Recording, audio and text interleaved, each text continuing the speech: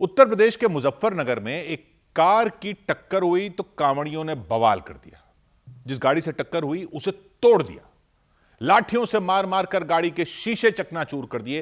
हंगामा तब हुआ जब ये कुछ कांवड़िए उत्तराखंड के हरिद्वार से गंगा जल लेकर लौट रहे थे। रात करीब 9 बजे वो पुरकाजी थाने में मौजूद एक चौराहे पर पहुंचे। सामान ढोने वाली एक गाड़ी से उनकी कांवड़ को हल्की टक्कर लग गई। कांवड़िए नाराज हो गए, भड़क गए, आग बबूला हो गए, सड़क पर हंगामा शुरू कर दिया। जिस गाड़ी से टक्कर हुई थी कांवड़ियों ने उसे घेर लिया, फिर बीच सड़क पर उसमें तोड़फोड़ शुरू कर दी। यह देखकर गाड़ी का ड्राइवर डर गया, सड़क पर गाड़ी छोड़कर भाग गया। तभी 2 कांवड़िए गाड़ी के अगले हिस्से पर चढ़ गए।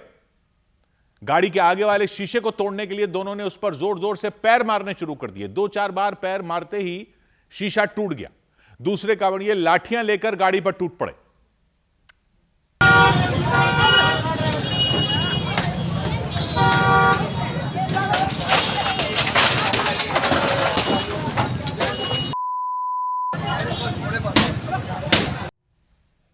सड़क पर हंगामा हो गया, लोगों की भीड़ जुड़ गई, लेकिन गाड़ी में तोड़फोड़ कर रहे कांवड़िए रुके नहीं, बुरी तरह भड़के नजर आए। वो गाड़ी पर लाठियां चलाते रहे, उसे तोड़ने में जुटे रहे। कुछ लोग मोबाइल फोन से वीडियो बनाते रहे। तो जैम जैसे हालात बन गए वहां। जो श्रद्धालु वहां से निकल रहे थे तो उनकी जो कावड़ है उसको टच कर दिया गया था एक गाड़ी द्वारा। तो उसी गहमा गहमी में वहां पे बातचीत के दौरान यह हंगामा हुआ है। थोड़ी देर बाद पुलिस की एक टीम वहां पहुंची। पुलिस अधिकारियों ने किसी तरह कांवड़ियों को समझा बुझाकर शांत कराया, उन्हें वहां से आगे भेजा और गाड़ी को सड़क से हटाकर जाम खुलवा दिया। उधर ओडिशा के पुरी में जगन्नाथ रथ यात्रा के दौरान भगदड़ जैसे हालात हो गए। लोग इधर उधर भागते नजर आए। यात्रा के दौरान एक व्यक्ति की मौत हो गई। भारी भीड़ की वजह से उनका दम घुटने लगा बताया गया और वो बेहोश हो गए। उन्हें अस्पताल ले जाया गया, जहां उनकी मौत हो गई। उनके अलावा 200 से ज्यादा लोगों के घायल होने की भी खबर मिली। हर साल की तरह इस साल भी जगन्नाथ यात्रा में लोगों का सैलाब उमड़ा। हजारों लोगों की भीड़ इकट्ठा हुई और इसकी वजह से वहां भगदड़ जैसे हालात बन गए। लोग भागते दौड़ते इधर उधर दौड़ते नजर आए। सड़कों पर लोगों का सामान बिखर गया, किसी के कपड़े पड़े दिखाई दिए, किसी के जूते चप्पल पड़े दिखाई दिए। पुलिस लगातार भीड़ को काबू करने की कोशिश करती रही, लेकिन भीड़ इस कदर बेकाबू हो चुकी थी कि पुलिस के भी हाथ पांव फूल गए। भीड़ को संभालना मुश्किल हो गया। पुलिस के मुताबिक भारी भीड़ की वजह से वहां 200 से ज्यादा लोग घायल हो गए। कई लोगों की दम घुटने से तबीयत बिगड़ गई, चक्कर आने लगे उन्हें। कई लोग बेहोश होकर गिर गए। बचाव टीम वहां पहुंची, एम्बुलेंस वहां पहुंची। बचाव टीम ने तुरंत भीड़ को रास्ते से हटाया, घायलों को वहां से ले जाने के लिए रास्ता बनाया और घायलों को स्ट्रेचर पर वहां से ले जाया गया। उनमें कुछ लोगों की हालत काफी गंभीर थी। लोगों को भीड़ से दूर ले जाकर पहले ऑक्सीजन दी गई, फिर अस्पताल ले जाया गया। इस दौरान एक व्यक्ति की मौत हो गई। इधर ईडी ने टेरर फंडिंग और मनी लॉन्ड्रिंग से जुड़े मामलों को लेकर 5 राज्यों में 13 ठिकानों पर छापेमारी की। ईडी ने पश्चिम बंगाल और यूपी समेत 5 राज्यों के 13 ठिकानों पर छापेमारी की। टेरर फंडिंग और अवैध घुसपैठ से जुड़े मनी लॉन्ड्रिंग के मामलों में यह कार्रवाई की गई। ईडी के सूत्रों के मुताबिक यूपी एटीएस की जांच में एक ऐसे गिरोह के बारे में जानकारी मिली जो रोहिंग्या और बांग्लादेशी नागरिकों को अवैध तरीके से भारत में घुसपैठ करवाता था और उनके फर्जी दस्तावेज बनवाता था।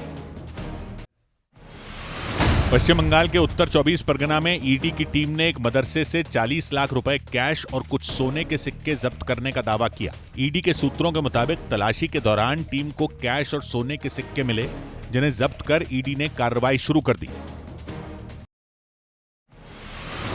कस्टम्स विभाग ने दिल्ली के इंदिरा गांधी इंटरनेशनल एयरपोर्ट से हांगकांग जा रहे एक यात्री को लाल चंदन की तस्करी करने के आरोप में गिरफ्तार करने का दावा किया। जांच के दौरान आरोपी के पास मौजूद 12 बैग से लाल चंदन की लकड़ियों के छोटे छोटे टुकड़े बरामद किए गए। उधर हैदराबाद के सैदाबाद इलाके में मौजूद एक प्राइवेट स्कूल के बाहर बवाल हो गया। नारेबाजी हो गई, जोरदार प्रदर्शन किया गया। स्कूल के बाहर हंगामा कुछ बच्चों के घर वालों ने और हिंदूवादी संगठनों से जुड़े कुछ लोगों ने किया। आरोप लगाया कि एक बच्चे को स्कूल की तरफ से होमवर्क में कलमा और फातिहा पढ़ने को दे दिया गया। बच्चा दूसरी कक्षा में पढ़ता है। घर वालों ने बताया जब उन्होंने बच्चे की कॉपी में कलमा और फातिहा वाला होमवर्क देखा तो वो हैरान रह गए। उन्होंने दावा किया कॉपी में साफ साफ लिखा था कि कलमा याद करना है, फातिहा भी पढ़कर आना। उनके मुताबिक ऐसा पहली बार नहीं हुआ, एक बार पहले भी ऐसा ही होमवर्क बच्चे को दिया गया था। उस वक्त तो उन्होंने उसे गलती मानकर अनदेखा कर दिया था, उनका कहना है, लेकिन बच्चे की कॉपी में कलमा पढ़ने वाला होमवर्क फिर दे दिया गया। तो इस बार उन्होंने आपत्ति जताई और स्कूल से इसकी शिकायत की, पुलिस से भी शिकायत कर दी। इसकी जानकारी हैदराबाद के कुछ हिंदूवादी संगठनों को लगी, फिर उनके कार्यकर्ता भड़क गए, स्कूल के बाहर इकट्ठा हो गए, हंगामा कर दिया, बवाल कर दिया, नारेबाजी शुरू कर दी। पोस्टर लेकर स्कूल में घुसने की उन्होंने कोशिश की। वहां तैनात पुलिस वालों से वो भिड़ गए और धक्का मुक्की हो गई।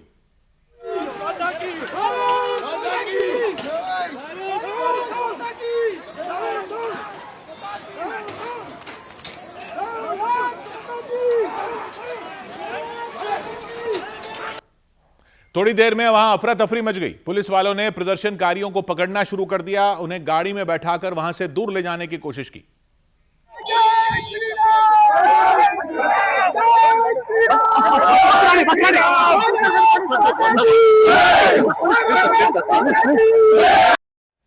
स्कूल के बाहर इकट्ठा प्रदर्शनकारी वहां से हटने को तैयार नहीं थे। उन्होंने स्कूल पर कार्रवाई करने की मांग शुरू कर दी। पुलिस वालों ने सख्ती दिखाई और प्रदर्शनकारियों को जबरन उठाकर ट्रकों में बैठा दिया। इस दौरान वो लगातार नारेबाजी करते रहे।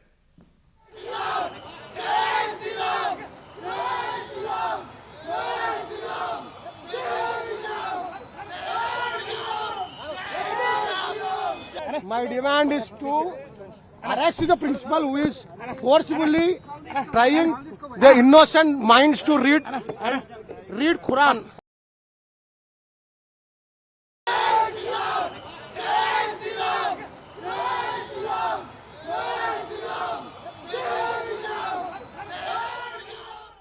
जिस बच्चे की कॉपी में कलमा पढ़ने और फातिहा याद करने वाला होमवर्क दिया गया, उसके घर वाले भी स्कूल पहुंच गए। दावा किया गया कि ऐसा दूसरी बार हुआ, इसलिए वो परेशान हो गए और डर गए। एक बार हुआ तो अपन बाई मिस्टेक हो गया बोल के समझते, हर बार लिखे बोले तो अपन को डाउट आता है इंटेंशनल बिहेवियर है बोल के। तो मैं एक ही चीज़ बोलना चाहती हूँ स्कूल के लोगों को, आप बच्चे पढ़ने के लिए आ रहे तो पढ़ाई दीजिए। बवाल बढ़ा तो स्कूल प्रशासन ने एक्शन लिया, आरोपी टीचर को सस्पेंड कर दिया, स्कूल से निकालने का फैसला कर लिया। टीचर को हम ऑलरेडी टर्मिनेट कर दिए, निकाल दिए, उनका लेटर भी है। अब क्या है, पेरेंट फिर आके हमारे से बोले ठीक है सर जो भी हो गया बोल के बोले। अब ये छोटी चीज़ को क्या है, लोग बहुत बड़ा इशू कर रहे हैं, ये इशू गलत है, ऐसा नहीं करना चाहिए। हालांकि बच्चे के माता पिता ने टीचर के खिलाफ पुलिस में की गई शिकायत वापस ले ली। तनाव को देखते हुए स्कूल के बाहर पुलिस तैनात कर दी गई। उधर पश्चिम बंगाल के मालदा से दिल्ली पुलिस ने लॉरेंस बिश्नोई गैंग के एक शूटर को गिरफ्तार करने का दावा किया। पश्चिम बंगाल के मालदा में दिल्ली पुलिस के स्पेशल सेल ने लॉरेंस बिश्नोई और हैरी बॉक्सर गैंग से जुड़े एक शूटर को गिरफ्तार किया। पुलिस के मुताबिक कुछ महीने पहले उस शूटर ने हैरी बॉक्सर के इशारे पर 5 करोड़ रुपए की अवैध वसूली की मांग की थी और वसूली के लिए दिल्ली के छावला में एक जिम में फायरिंग की थी। उत्तर प्रदेश के वाराणसी में विजिलेंस की टीम ने जीएसटी की डिप्टी कमिश्नर अंबिका सिंह को 50,000 रुपए की रिश्वत लेने के आरोप में गिरफ्तार कर लिया। गिरफ्तारी के दौरान वो महिला पुलिस कर्मियों से भिड़ गईं। उन पर जीएसटी से जुड़ी एक फाइल पास करने के लिए रिश्वत मांगने के आरोप लगे। दिल्ली के नजदीक हरियाणा के गुरुग्राम में घर घर डिलीवरी करने वाले एक व्यक्ति की मौत के बाद लोगों का गुस्सा फूट पड़ा। बड़ी संख्या में लोगों ने दिल्ली जयपुर नेशनल हाईवे पर पहुंचकर प्रदर्शन किया। लोगों के मुताबिक वो बाइक से गुजर रहा था, तभी एक ट्रक ने उसे टक्कर मार दी। आरोप लगा कि टक्कर मारने के बाद ट्रक का ड्राइवर फरार हो गया। इधर E20 पेट्रोल से कार का इंजन खराब होने के आरोप में रायपुर की कंज्यूमर कोर्ट ने बड़ा फैसला सुनाया। उसने कार कंपनी और डीलर को आदेश दिया कि वो या तो ग्राहक को नई कार दें या फिर कार की पूरी कीमत लौटाएं, वो भी इंश्योरेंस और टैक्स की रकम के साथ। प्रेमराज नाम के एक डॉक्टर ने पिछले साल कंज्यूमर कोर्ट में शिकायत की थी कि गाड़ी खरीदने के कुछ महीनों बाद ही उसके इंजन में खराबी आनी शुरू हो गई थी, बार बार बंद होने लग गई। उन्होंने कई बार कंपनी की वर्कशॉप में गाड़ी की मरम्मत भी करवाई, लेकिन कुछ नहीं हुआ। आखिर में गाड़ी का इंजन पूरी तरह खराब हो गया, गाड़ी चलने लायक ही नहीं बची। इसके बाद मामला कंज्यूमर कोर्ट में पहुंचा। कई महीनों तक कानूनी लड़ाई चली और फैसला शिकायतकर्ता प्रेमराज के हक में आया। कोर्ट ने आदेश दिया कि कार कंपनी को नई कार देनी होगी जिसका इंजन E20 कंपैटिबल हो, यानी E20 वाले पेट्रोल से चलता हो, या फिर कंपनी को कार का पूरा पैसा देना होगा। केस की वजह से हुई मानसिक परेशानी के लिए 1 लाख रुपए का मुआवजा देना होगा और कानूनी लड़ाई में हुए खर्च के लिए 10,000 रुपए का मुआवजा देना होगा। रायपुर के रहने वाले डॉक्टर प्रेमराज ने मारुति सुजुकी की ग्रैंड विटारा कार खरीदी थी। डीलर ने उन्हें बताया था कि उनकी गाड़ी E20 कंपैटिबल है, यानी गाड़ी E20 पेट्रोल सपोर्ट करती है। E20 पेट्रोल डलवाने से गाड़ी के इंजन में कोई खराबी नहीं आएगी। लेकिन सुनवाई के दौरान जो दस्तावेज कोर्ट में पेश किए गए, उनके आधार पर अदालत ने माना कि वो गाड़ी E20 कंपैटिबल थी ही नहीं। डॉक्टर प्रेमराज ने गाड़ी खरीदी थी जून 2024 में। गाड़ी की मैन्युफैक्चरिंग हुई थी जनवरी 2023 में। मतलब गाड़ी कंपनी ने जनवरी 2023 में ही बना ली थी और कोर्ट में प्रेमराज ने दावा किया कि डीलर ने उन्हें गाड़ी की मैन्युफैक्चरिंग दिसंबर 2023 बताई थी। यह भी बताया था कि गाड़ी E20 कंपैटिबल है, जबकि असल में वो गाड़ी E20 नहीं बल्कि E10 कंपैटिबल। देश में 20% एथेनॉल ब्लेंडिंग से पहले 10% एथेनॉल वाला पेट्रोल बेचा जाता था। यानी डीलर ने गाड़ी बेचने के लिए उनसे झूठ बोला और इसीलिए जब प्रेमराज ने गाड़ी में E20 पेट्रोल डलवाया तो इंजन खराब होना शुरू हो गया। बार बार गाड़ी में प्रॉब्लम आता रहा। बीच बीच में वो लोग साफ करते रहे, पेट्रोल निकालते रहे, अभी नए पेट्रोल डालते रहे और बीच में ये है कि इंजन तक का प्रॉब्लम बताया और मुझे 5.5 लाख लगभग रुपए देने का बात भी कही। शिकायत में यह भी लिखा गया था कि डीलर बार बार उन्हें कह रहे थे कि मिलावटी पेट्रोल की वजह से उनकी गाड़ी का इंजन खराब हो रहा है। उन्होंने पेट्रोल पंप पर शिकायत की, उन्हें ईमेल की। इसके बाद पेट्रोल पंप की तरफ से भी जवाब आया कि उन्होंने पेट्रोल के कई टेस्ट करवाए लेकिन उनके पेट्रोल में कोई खराबी नहीं निकली, उनका पेट्रोल एकदम ठीक है। इसके बाद उन्होंने दोबारा डीलर से बात की और गाड़ी का पूरा रिफंड मांगा, लेकिन डीलर ने रिफंड देने से इनकार कर दिया, जिसके बाद मामला कंज्यूमर कोर्ट तक पहुंच गया। उधर उत्तर प्रदेश के रामपुर में मोहम्मद अली जौहर यूनिवर्सिटी की 40 इमारतों में 38 इमारतों को ढहाने का नोटिस दिया गया। यह नोटिस आरडीए ने दिया, जो रामपुर में शहरी विकास का काम देखने वाली अथॉरिटी है। उसने जौहर यूनिवर्सिटी की 38 इमारतों को अवैध माना, उन्हें 15 दिन के अंदर गिराने का नोटिस दे दिया। यह यूनिवर्सिटी जेल में बंद समाजवादी पार्टी के नेता आजम खान ने बनवाई थी। 2006 में शुरू हुई थी, 20 साल पहले। इसे आजम खान का ड्रीम प्रोजेक्ट भी कहा जाता है, लेकिन बीते कुछ सालों से जौहर यूनिवर्सिटी विवादों में रही है। आरोप लगाए गए कि इसे बनाने में नियमों को ताक पर रखा गया था, नियमों का उल्लंघन किया गया था, सरकारी जमीन पर कब्जा करके बनवाया गया था, बिना नक्शा पास करवाए बनवाया गया था। कुछ लोगों को डरा धमकाकर उनकी जमीनें यूनिवर्सिटी परिसर में शामिल करवाई गई थी, यह भी आरोप है। आरडीए ने जो नोटिस दिया उसके मुताबिक जौहर यूनिवर्सिटी की जो 40 इमारतें हैं उनमें 38 इमारतें गलत तरीके से बनवाई गई थी। सिर्फ 2 इमारतें ऐसी हैं जो नियमों के तहत बनवाई गई। आरडीए का कहना है कि जब यूनिवर्सिटी की नींव रखी गई थी तब सिर्फ 2 इमारतों को बनाने की इजाजत ली गई थी, उनके ही नक्शे पास करवाए गए थे। बाकी की 38 इमारतों को बिना इजाजत, बिना कोई नक्शा पास करवाए ही खड़ा कर दिया गया था। विश्वविद्यालय के अंदर जो 40 भवन निर्मित हैं उसमें से मात्र 2 ही भवनों का मानचित्र पूर्व से स्वीकृत है, बाकी जो 38 भवन है वो अवैध रूप से निर्मित है। जौहर यूनिवर्सिटी की ज्यादातर इमारतों को गिराने का नोटिस पहुंचा तो वहां पढ़ने वाले छात्रों में खलबली मच गई। डर सताने लगा कि उनकी पढ़ाई लिखाई का क्या होगा। छात्रों के तो सर भविष्य में बहुत असर पड़ेगा अगर ऐसा कुछ होगा तो। जैसे बिल्डिंग तोड़ने की बात चल रही है, तोड़ने की नहीं और इसे जोड़ने की बात होनी चाहिए ताकि इसमें और वृद्धि हो और कोर्स लाए जाएं। आरडीए ने जो नोटिस दिया उसके मुताबिक अगर 15 दिन के अंदर उन 38 इमारतों को गिराया नहीं गया तो जिला प्रशासन उन्हें ढहा देगा, बुलडोजर चला देगा। इस कार्रवाई का पूरा खर्च भी यूनिवर्सिटी से ही लिया जाएगा। इधर मध्य प्रदेश के दतिया में बीजेपी नेता नरोत्तम मिश्रा अपने समर्थकों की गिरफ्तारी पर भड़क गए, पुलिस अधिकारियों पर नाराज हो गए, मंच से खुलेआम चेतावनी दे दी कि वो किसी भी चीज को नहीं भूलते, दोस्ती और दुश्मनी दोनों याद रखते हैं। 30 जुलाई को दतिया विधानसभा सीट पर उपचुनाव होगा। बीजेपी ने आशुतोष तिवारी को उम्मीदवार बना दिया, जबकि नरोत्तम मिश्रा को उम्मीद थी कि टिकट उन्हें मिलेगा, उन्हें उम्मीदवार बनाया जाएगा, लेकिन ऐसा नहीं हुआ। नरोत्तम मिश्रा को टिकट नहीं मिली तो उनके समर्थकों ने 11 जुलाई को दतिया में बवाल कर दिया था, हाईवे पर जाम लगा दिया था। नरोत्तम मिश्रा के समर्थक पुलिस से भिड़ गए थे, उनके बीच झड़प हो गई थी, पथराव हुआ था, कई पुलिस वाले घायल हो गए थे। भीड़ को संभालने के लिए पुलिस को आंसू गैस के गोले छोड़ने पड़े थे। पुलिस ने लोगों पर केस दर्ज कर उन्हें गिरफ्तार कर लिया था। इसे लेकर नरोत्तम मिश्रा पुलिस पर भड़क गए। एसपी साहब, मैं भूलने वाला प्राणी नहीं हूं, मैं याद रखता हूं। निर्दोष कार्यकर्ताओं पर केस लगाना, निर्दोष लोगों को पीटना बर्दाश्त नहीं है, किसी भी कीमत पे नहीं है। मंच से नरोत्तम मिश्रा ने पुलिस की कार्रवाई पर भी सवाल उठाए, पुलिस वालों पर गाड़ियां तोड़ने के आरोप लगाए, समर्थकों को बेवजह पीटने के आरोप लगाए, बीजेपी ऑफिस पर आंसू गैस के गोले दागने के आरोप लगाए, आपत्ति जताई। आपने गाड़ियां तोड़ी, हमारे पास डिजिटल फुटेज है, आपको चक्का जाम खुलवाना था, खुलवाते, पर आंसू गैस के गोले कार्यालय तक क्यों दागे? दतिया के बीजेपी ऑफिस में कार्यकर्ताओं की बैठक हुई। उसी बैठक में नरोत्तम मिश्रा ने पुलिस अधिकारियों पर अपनी भड़ास निकाली। मंच पर उनके साथ बीजेपी उम्मीदवार आशुतोष तिवारी भी मौजूद रहे। उधर बेंगलुरु में 22 साल की एक लड़की की बेरहमी से चाकू मारकर हत्या कर दी गई, वो भी घर में घुसकर दिन दहाड़े, सिर्फ इसलिए क्योंकि उस लड़की ने एक युवक के शादी के प्रस्ताव को ठुकरा दिया था, शादी करने से इनकार कर दिया था, मना कर दिया था। हैरानी की बात यह कि जिस युवक को लड़की ने मना किया था उसने उसकी हत्या नहीं की, उस युवक के छोटे भाई पर हत्या का आरोप लगा। लड़की का नाम अमृता बताया गया, कानून की पढ़ाई करती थी। पुलिस के मुताबिक अमृता की दोस्ती धनुष नाम के एक युवक से थी। दोनों शादी करने वाले थे, शादी को लेकर दोनों खुश थे, सब कुछ ठीक चल रहा था। उसी दौरान अमृता को पता चला कि धनुष पहले से शादीशुदा थे, उनका तलाक हो चुका था, उनका एक बच्चा भी है।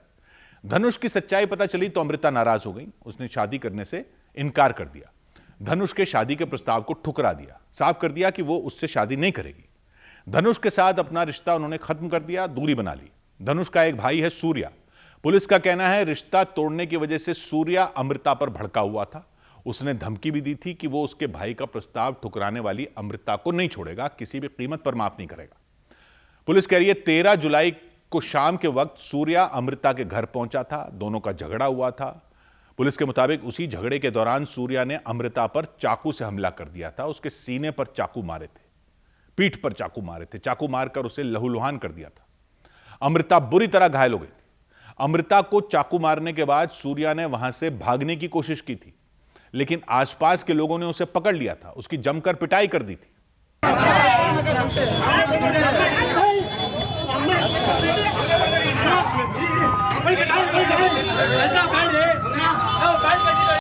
घायल हालत में अमृता के परिवार वालों ने उसे अस्पताल पहुंचाया, लेकिन उसकी जान नहीं बचाई जा सकी। 2 दिन बाद उसकी मौत हो गई। बाद में पुलिस ने हत्या के आरोप में सूर्या और उसके भाई धनुष को गिरफ्तार कर लिया। इधर रेलवे ने टिकट बुकिंग वेबसाइट IRCTC का नया वर्जन लॉन्च कर दिया।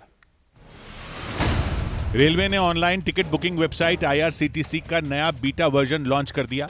नई वेबसाइट में ट्रेन की सभी क्लास की सीटें एक साथ दिखेंगी, कैप्चा भरने की भी जरूरत नहीं होगी। नई वेबसाइट में लोगों के नाम और उम्र जैसी जानकारियां सेव रहेंगी और रेलवे के मुताबिक टिकट पहले के मुकाबले जल्दी बुक हो सकेगी।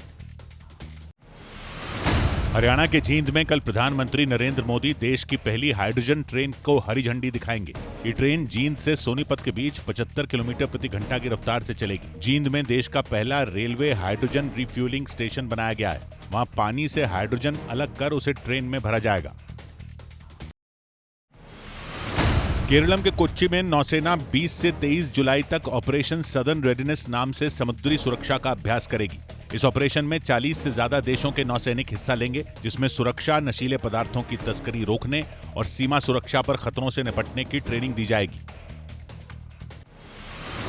सुप्रीम कोर्ट बार एसोसिएशन की कार्यकारिणी ने सामाजिक कार्यकर्ता सोनम वांगचुक के अनशन पर चिंता जताते हुए एक प्रस्ताव पारित किया और उनसे अनशन खत्म करने की अपील की।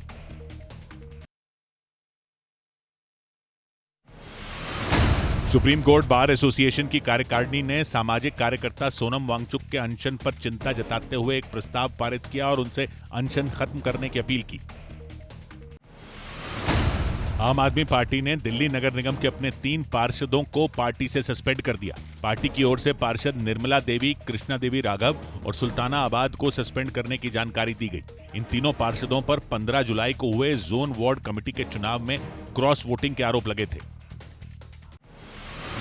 पंजाब के अमृतसर में एक लड़के की मौत के बाद पुलिस ने एक लड़की समेत 4 लोगों के खिलाफ केस दर्ज कर लिया। पुलिस के मुताबिक आरोपी लड़की उस लड़के की शादी किसी और से होने से नाराज थी और उसने लड़के को अपने घर में बुलाकर उसे आग लगा दी। उधर उत्तर प्रदेश के कानपुर में खाद्य सुरक्षा विभाग ने 5000 किलो रंगे हुए आलू बरामद किए। विभाग के मुताबिक टीम ने 2 कोल्ड स्टोरेज में छापेमारी की तो पाया कि वहां खराब आलू को रंगा जा रहा था, ताजा दिखाने के लिए, अच्छी क्वालिटी का दिखाने के लिए। लेकिन आलू को रंगने के लिए जिस लाल रंग का इस्तेमाल किया जा रहा था वो खाने वाला रंग नहीं था, बल्कि दीवारों को रंगने में इस्तेमाल होने वाला रंग था। विभाग ने आलू की सभी बोरियां जब्त कर ली, लैब में जांच के लिए आलू के सैंपल भेज दिए और इस कार्रवाई से पूरे इलाके में खलबली मच गई।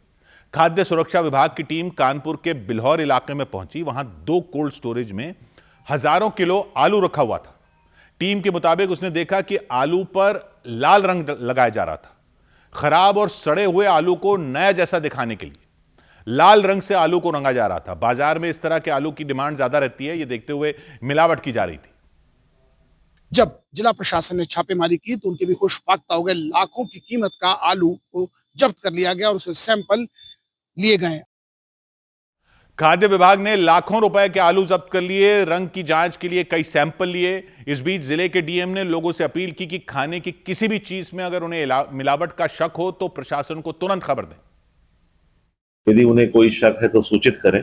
हमारे यहाँ 19 खाद्य सुरक्षा अधिकारी कानपुर नगर में है और कानपुर महानगर बहुत संवेदनशील और महत्वपूर्ण है। खाद्य विभाग की टीम लगातार लगी हुई है। अधिकारियों ने भरोसा दिया कि लैब से रिपोर्ट आने के बाद सभी जिम्मेदार लोगों पर सख्त कार्रवाई की जाएगी।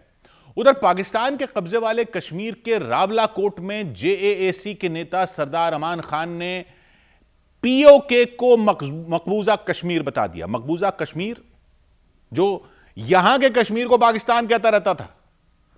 मकबूजा का मतलब होता है कब्जा किया हुआ। अभी तक पाकिस्तान दुनिया भर में यह कहता रहा है कि एलओसी के इस तरफ वाला कश्मीर मकबूजा कश्मीर है, कब्जा किया हुआ कश्मीर है। अब सरदार अमान खान ने साफ कर दिया कि एलओसी के उस तरफ वाला कश्मीर मकबूजा कश्मीर है। सरदार अमान खान ने कहा कि पीओके पर पाकिस्तान ने अवैध तरीके से कब्जा किया था। उनका कहना है पीओके पाकिस्तान का हिस्सा ही नहीं है। पिछले करीब 1.5 महीने से पीओके में महंगाई को लेकर आंदोलन चल रहा है। पाकिस्तान की सरकार के खिलाफ लोगों ने विद्रोह छेड़ रखा है, मोर्चा खोल रखा है, बगावत कर रखी है। और एक रोज पहले वहां के रावलाकोट में एक रैली हुई। उसी रैली में सरदार अमान खान पाकिस्तान की सरकार और सेना पर बरस पड़े।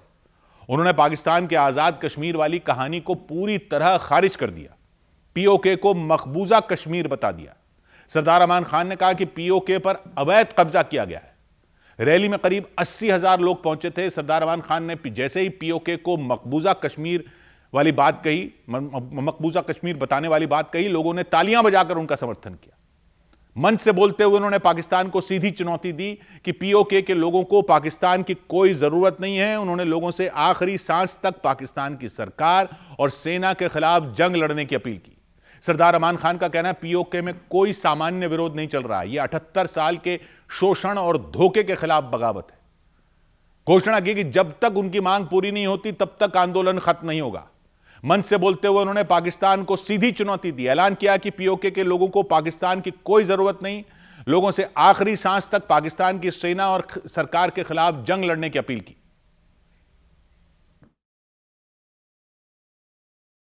फतह से पहले हम सारे मारे जाएं, फतह से पहले ये जंग खत्म नहीं होगी। ये जंग खत्म, अब ये हुकूक की जंग खत्म, हुकूक की जंग खत्म, हुकूक की जंग खत्म। सरदार अमान खान का कहना है कि पीओके में कोई सामान्य विरोध नहीं चल रहा है, यह 78 साल के शोषण और धोखे के खिलाफ बगावत है। सरदार अमान खान ने घोषणा की कि जब तक उनकी मांग पूरी नहीं होती तब तक आंदोलन खत्म नहीं होगा।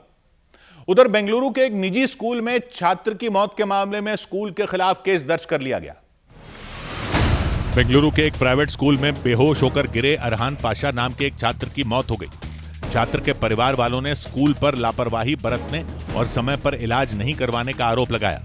परिवार वालों की शिकायत पर पुलिस ने केस दर्ज कर लिया। मुंबई में पेड़ गिरने से एक बच्ची की मौत के मामले में मुंबई के नगर निगम बीएमसी ने उद्यान और सड़क विभाग को क्लीन चिट दे दी। वहीं सड़क का काम करने वाले ठेकेदार पर 5 लाख रुपए का जुर्माना लगाया। 30 जून को मुंबई के चेंबूर इलाके में एक स्कूल बस पर एक पेड़ गिर गया था। उस हादसे में बस में सवार 12 साल की एक बच्ची की जान चली गई थी। बीजेपी अध्यक्ष नितिन नवीन की विधानसभा सीट बांकीपुर में उपचुनाव से पहले पोस्टर वॉर शुरू हो गई। पटना की सड़कों पर जनसुराज पार्टी के प्रशांत किशोर के खिलाफ पोस्टर लगाए गए और उनके जरिए उन पर निशाना साधा गया और केसी सिन्हा के पार्टी छोड़ने को लेकर भी तंज किया गया। एक रोज पहले ही केसी सिन्हा जनसुराज छोड़कर बीजेपी में शामिल हो गए थे। अमेरिका के राष्ट्रपति डोनाल्ड ट्रंप ने अवैध रूप से वहां ट्रक चलाने वाले ड्राइवरों के खिलाफ बड़ी कार्रवाई करने का ऐलान किया। ट्रंप ने ऐलान किया कि उनकी सरकार अमेरिका के पूर्व सैनिकों को ट्रकिंग सेक्टर में लाएगी। आशंका जताई गई कि ट्रंप के इस फैसले से अमेरिका में भारतीय मूल के ट्रक ड्राइवरों के रोजगार पर असर पड़ सकता है। शेयर बाजार में कारोबार की अच्छी शुरुआत हुई। सेंसेक्स और निफ्टी हरे निशान की ओर बढ़े, लेकिन जैसे जैसे कारोबार आगे बढ़ा बाजार की कहानी बदलने लगी। सेंसेक्स और निफ्टी में गिरावट दर्ज की गई। आखिरी सेशन में बाजार ने थोड़ी रफ्तार पकड़ी और बाजार बंद होने तक सेंसेक्स और निफ्टी लगभग फ्लैट बंद हुए।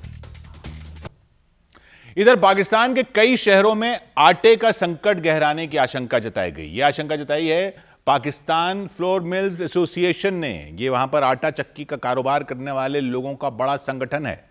संगठन ने दावा किया कि पंजाब प्रांत के खाद्य विभाग, वहां के पंजाब प्रांत के खाद्य विभाग की तरफ से गेहूं की सप्लाई का जो परमिट जारी किया जाता है उस पर रोक लगा दी गई है और अगर जल्द ही गेहूं की सप्लाई शुरू नहीं हुई तो इस्लामाबाद की 45 फ्लोर मिलें बंद, आटा चक्कियां बंद हो जाएंगी, उन पर ताला लग सकता है। पाकिस्तान के कुछ पत्रकारों ने भी इस संकट की तरफ इशारा किया और यह दावा किया कि आने वाले कुछ दिनों में पाकिस्तान के कई शहरों में आटे की कमी का भयानक संकट आ सकता है। रावलपिंडी में, मरी में, कोटली में, सत्या में आटे की कमी पैदा हो सकती है। आरोप लगाया गया कि मुश्किल की इस घड़ी में कुछ जमाखोर सक्रिय हो गए। उन्होंने गेहूं की जमाखोरी शुरू कर दी, आटे की जमाखोरी शुरू कर दी ताकि मोटा मुनाफा कमाया जा सके। जमाखोरी की वजह से हालात और बिगड़ गए। खरीदने जाएंगे तो आपको रोटी नहीं मिलेगी, आटा नहीं मिलेगा। जो कल मैं बता रही थी कि आपको आटे का थैला जो है 2200 रुपए चला गया 20 किलो का, तो आज ये भी सुनने में आ रहा है कहीं 2500 फरोख्त हो रहा है, कहीं 2600, क्योंकि आपको ये अंदाजा है कि जखीरा अंदोज है, फौरी चुकन्ने हो जाते हैं। पंजाब प्रांत के खाद्य विभाग ने 13 जुलाई से गेहूं सप्लाई की परमिट पर रोक लगाई थी। परमिट आटा चक्कियों को गेहूं उत्पादक इलाकों से गेहूं लाने की अनुमति देता है, मतलब एक तरह का लाइसेंस होता है। यानी गेहूं खत्म होने पर चक्कियां नया गेहूं खरीद ही नहीं सकेंगी। आटा मिल मालिकों ने दावा किया कि अब वो ऐसा नहीं कर सकेंगे। रोक को लेकर कोई लिखित आदेश नहीं दिया गया, सिर्फ मौखिक रोक है। एसोसिएशन ने बताया कि रोक लगने की वजह से रोजाना करीब 8000 टन गेहूं की सप्लाई ठप हो गई। इसका असर धीरे धीरे वहां के बाजारों पर पड़ा। आटे की कीमतें 130 रुपए से 150 रुपए प्रति किलो तक पहुंच गई। चक्की मिलों ने आने वाले कुछ दिनों में मुसीबत और ज्यादा बढ़ने की आशंका जताई। उधर पाकिस्तान के खैबर पख्तूनख्वा प्रांत में एक पुलिस स्टेशन पर हमला हो गया। आतंकियों ने विस्फोटक से भरी गाड़ी थाने के गेट से टकरा दी। कुछ ही सेकंड बाद जोरदार धमाका हो गया। इतना भयंकर विस्फोट हुआ कि कई पुलिस वाले मारे गए, कई घायल हो गए। थाने का बड़ा हिस्सा तबाह हो गया। आसपास की कई दूसरी इमारतें तबाह हो गई। बाद में इत्तेहादुल मुजाहिदीन पाकिस्तान नाम के आतंकी संगठन ने हमले की जिम्मेदारी ली और इस हमले से पूरा इलाका कांप उठा। अटैक खैबर पख्तूनख्वा के बन्नू जिले में हुआ। धमाके के बाद आतंकियों ने थाने के बाहर फायरिंग शुरू कर दी।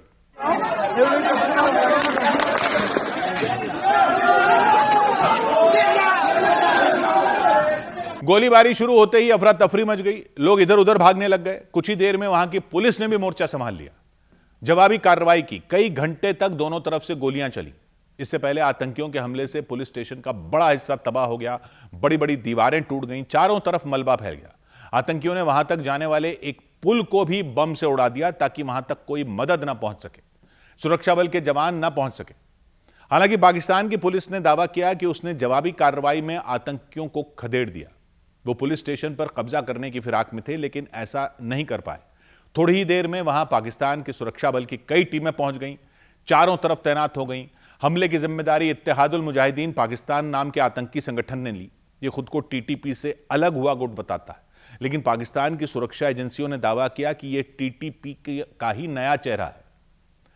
इधर ईरान की राजधानी तेहरान में एक ऐसी होर्डिंग लगाई गई जिसकी चर्चा पूरी दुनिया में शुरू हो गई, क्योंकि उस होर्डिंग में डोनाल्ड ट्रंप को एक ताबूत के अंदर दिखाया गया। धमकी दी गई कि ईरान में युद्ध छेड़ने वाले ट्रंप को जिंदा नहीं छोड़ा जाएगा, उन्हें बर्बाद कर दिया जाएगा, उनकी हत्या कर दी जाएगी, उनके पूरे परिवार की हत्या कर दी जाएगी।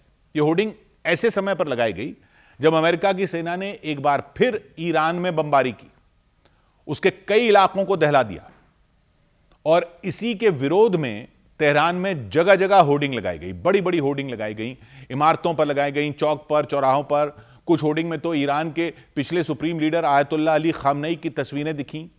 हमलों में ईरान के जो बड़े अधिकारी मारे गए उनकी तस्वीरें दिखी, लेकिन एक होर्डिंग ऐसी थी जिसके जरिए अमेरिकी राष्ट्रपति डोनाल्ड ट्रंप को हत्या की धमकी दी गई, उनकी जान लेने की धमकी दी गई। उस होर्डिंग में दिखाया गया कि ट्रंप काले रंग के ताबूत में लेटे हैं, उनकी आंखें बंद हैं, बाल बिखरे हुए हैं। यह दिखाने की कोशिश की गई कि उनकी मौत हो चुकी है। होर्डिंग के नीचे कई चीजें लिखी गई थी। अंग्रेजी में लिखा गया था वी किल ट्रंप, यानी ट्रंप की हत्या कर दी जाएगी, ईरान उन्हें मार डालेगा।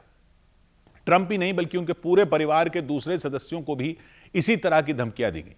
एक होर्डिंग में व्हाइट हाउस के ऊपर आग की ऊंची ऊंची लपटें दिखाई गई, जबकि सामने की तरफ कई ताबूत नजर आए।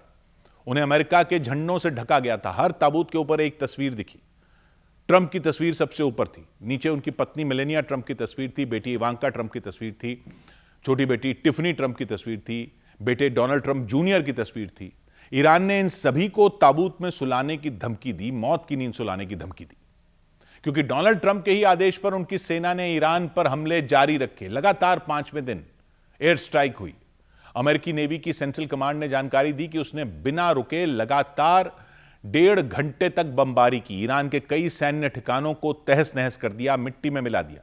इस पर ईरान की सेना ने भी पलटवार किया और पश्चिम एशिया में मौजूद अमेरिका के एयरबेसों पर कहर बरपा दिया, उन पर बारूद की बारिश कर दी।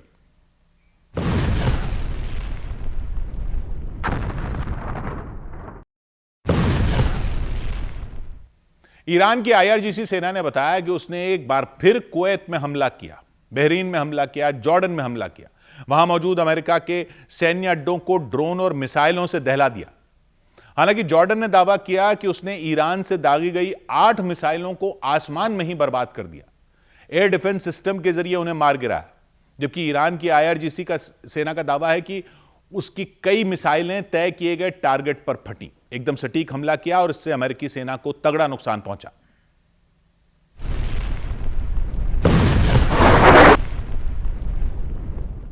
इस हमले से कुछ देर पहले ही अमेरिका के लड़ाकू विमान एक बार फिर ईरान की सीमा में घुस गए थे, वहां मिसाइलों की बौछार कर दी थी।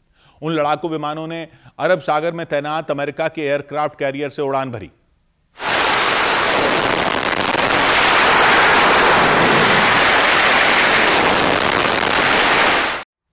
अमेरिका की सेना ने बताया कि उसने करीब 90 मिनट तक ईरान पर हवाई हमले किए, अलग अलग इलाकों में धमाके किए। इस दौरान अमेरिका के युद्धपोतों ने भी मोर्चा संभाल रखा था, वो भी आग उगल रहे थे, मिसाइलें दाग रहे थे।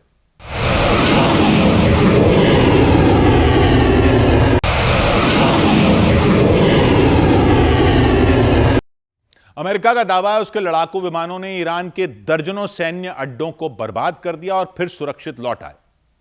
उधर यूक्रेन ने दावा किया कि उसने एक ही रात में रूस की शैडो फ्लीट के 20 जहाजों पर हमला कर दिया, बीच समंदर में उन्हें तबाह कर दिया। वो सभी काला सागर से गुजर रहे थे। तभी ज़ेलेंस्की की सेना ने अपने खतरनाक ड्रोन से उन पर अटैक कर दिया। शैडो फ्लीट में वो जहाज शामिल होते हैं जो अपनी पहचान छिपाकर समुद्र में चलते हैं, पकड़े जाने के डर से या हमले के डर से अपने बारे में गलत जानकारियां देते हैं, अपनी लोकेशन छिपाकर चलते हैं। हालांकि रूस ने इन हमलों की पुष्टि नहीं की, लेकिन यूक्रेन ने दावा किया कि उसने रूस को तगड़ा नुकसान पहुंचाया। उसके 20 जहाज हमले में तबाह हो गए, काला सागर में डूब गए। यूक्रेन की सेना ने हमले का वीडियो भी जारी किया। वीडियो में दिखा एक के बाद एक कई जहाजों पर हमले हुए, सभी समुद्री रास्ते में थे। तभी उन पर ड्रोन अटैक हो गया, एक एक करके कई जहाज आग के गोले में बदल गए, उनमें भीषण आग लग गई। थोड़ी देर में वो सभी डूब गए। यूक्रेन की सेना के मुताबिक उनमें 17 जहाज काला सागर में तेल लेकर जा रहे थे, जबकि बाकी जहाजों के जरिए गैस भेजी जा रही थी। यूक्रेन ने दावा किया हमले के डर से रूस इन जहाजों को चोरी छिपे ले जा रहा था, लेकिन बीच समंदर में ही उन सबको बर्बाद कर दिया गया। यूक्रेन की नौसेना ने उन्हें पकड़ लिया, उन पर हमला कर दिया, तबाह कर दिया। दावे के मुताबिक रूस की शैडो फ्लीट के खिलाफ 6 जुलाई से अभियान शुरू हुआ था। इसके तहत कुल 136 जहाजों को निशाना बनाया जा चुका है।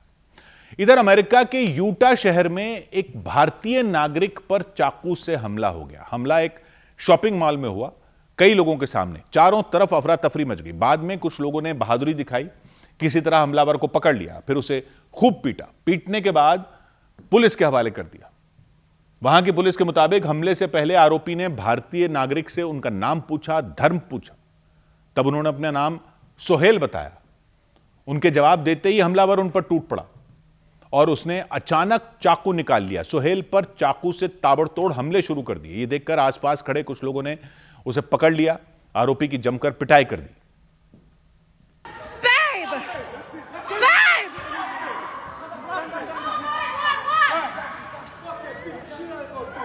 Oh my God, babe!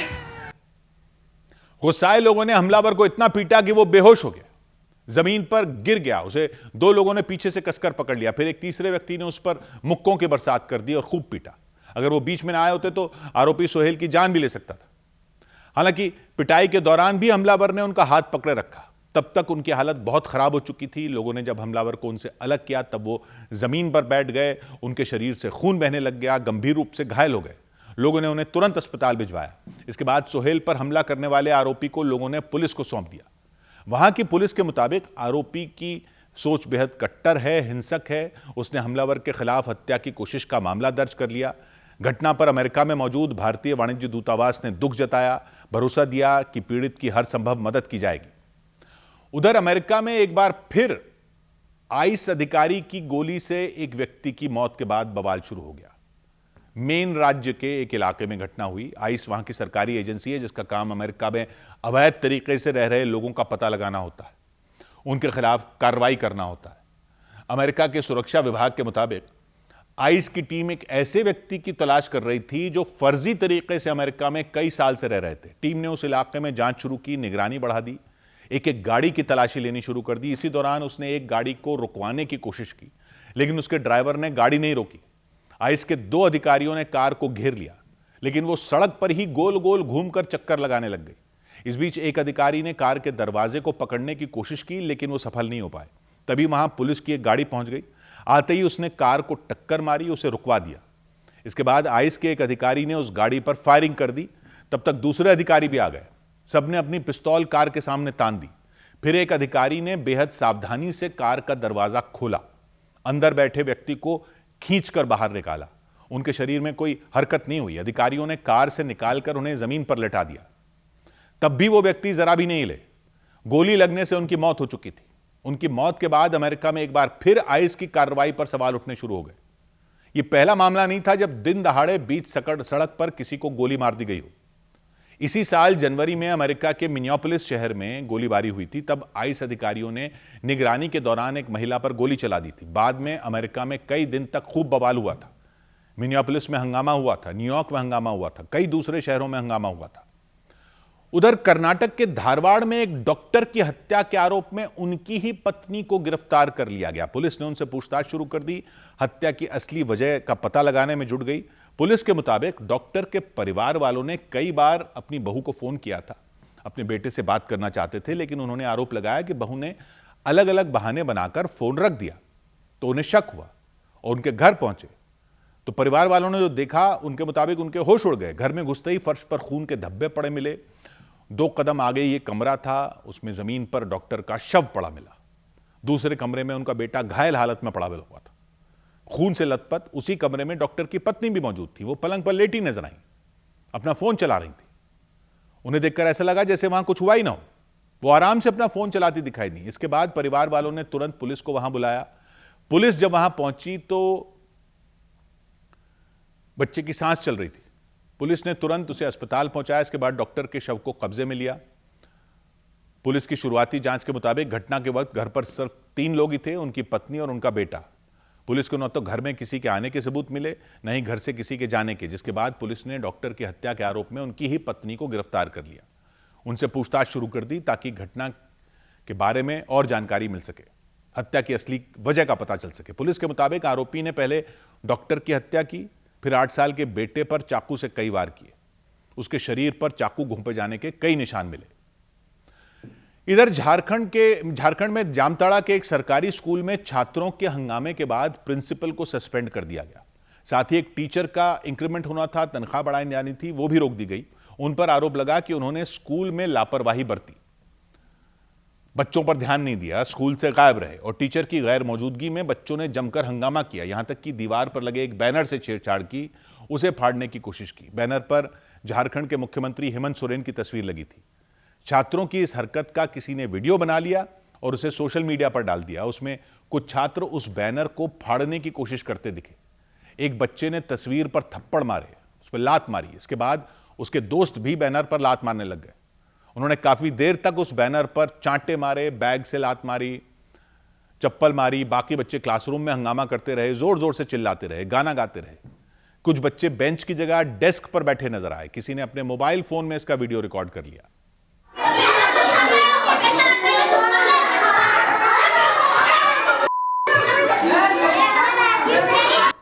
यह मामला जामताड़ा जिले के सकलपुर गांव में हुआ। जानकारी मिलने पर जिला शिक्षा विभाग ने तुरंत एक्शन लिया। वहां अपनी एक टीम भेजी। उस टीम ने स्कूल पहुंचकर पूरे मामले की जांच की। हंगामा बढ़ने पर बड़ी संख्या में गांव के लोग भी वहां पहुंच गए। उन्होंने स्कूल के टीचरों पर लापरवाही बरतने के आरोप लगाए, नियमों का पालन नहीं करने का आरोप लगाया। उन्होंने स्कूल के प्रिंसिपल मोहम्मद इमामुल हक को हटाने की मांग की, उनके खिलाफ कार्रवाई किए जाने की मांग की।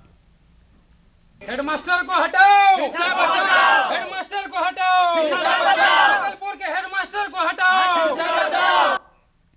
तभी दो पक्षों के बीच जबरदस्त बहस हो गई। एक पक्ष ने दूसरे पक्ष पर साजिश रचने के आरोप लगाए, जानबूझकर बच्चों को भड़काने का आरोप लगाया, उन्हें लालच देकर बैनर से छेड़छाड़ करने का आरोप लगाया।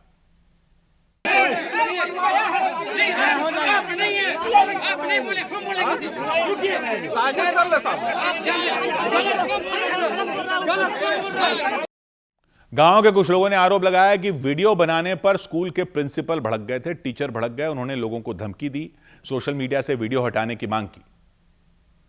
ग्रामीणों पर अभद्र टिप्पणी किया है और ग्रामीणों ने बताया कि इस स्कूल में राष्ट्रगीत का भी क्रिया नहीं किया जा रहा है। यह बहुत ही दुर्भाग्यपूर्ण है इस भारत देश में। जांच के बाद शिक्षा विभाग ने कड़ी कार्रवाई की। स्कूल के प्रिंसिपल को सस्पेंड कर दिया, एक टीचर का इंक्रीमेंट रोक दिया। उधर गुजरात के कच्छ में 3 मिनट के अंदर भूकंप के 2 झटके महसूस किए गए। गुजरात के कच्छ में 3 मिनट के अंदर भूकंप के 2 झटके महसूस किए गए। पहला झटका दोपहर 2:20 पर आया और 3 मिनट बाद दोपहर 2:23 पर फिर भूकंप आया। रिक्टर स्केल पर भूकंप के पहले झटके की तीव्रता 3.6 रही और दूसरे झटके की तीव्रता 3.2 मापी गई। ओडिशा के ढेंकनाल में लगातार हुई बारिश की वजह से आई बाढ़ ने लोगों की मुश्किलें बढ़ा दी। वहां कटक और संबलपुर को जोड़ने वाला नेशनल हाईवे बाढ़ के पानी में डूब गया, जिसकी वजह से हाईवे पर गाड़ियों की आवाजाही ठप हो गई। असम के कार्बी आंगलोंग में नदी में नहाने गए कई लोग पानी के तेज बहाव में फंस गए। अपनी जान बचाने के लिए वो वहां मौजूद एक पत्थर पर चढ़ गए और लोगों से मदद मांगने लगे। कुछ देर बाद आसपास मौजूद लोगों ने टायर, ट्यूब और रस्सी की मदद से